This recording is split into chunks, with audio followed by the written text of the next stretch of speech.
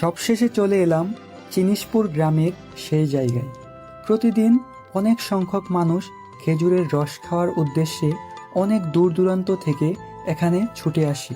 খেজুরের গাছ থেকে সরাসরি খেজুরের রস পড়া দেখতে পাওয়া অনেকটাই আনন্দের বিষয়।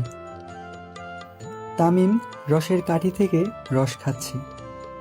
আমি এখন খেজুরের রস বিক্রেতা মামার সাথে কথা বলবো। ভালো আছেন? হ্যাঁ ভালো আছি। প্রতিদিন কত টাকা বিক্রি করা হয় আপনার? হ্যাঁ প্রতিদিন মনে করেন 800-700। অনেক সংখ্যক লোক আয় না? হ্যাঁ আইয়ে আবার আইয়ে না। এদিকে আমার ফরহাদ ভাই সবার জন্য টাটকা খেজুরের রস নিয়ে এলো। ফরহাদ ভাইয়ের মন বড়, সে নিজে হাতেই সবাইকে ঢেলে দিল।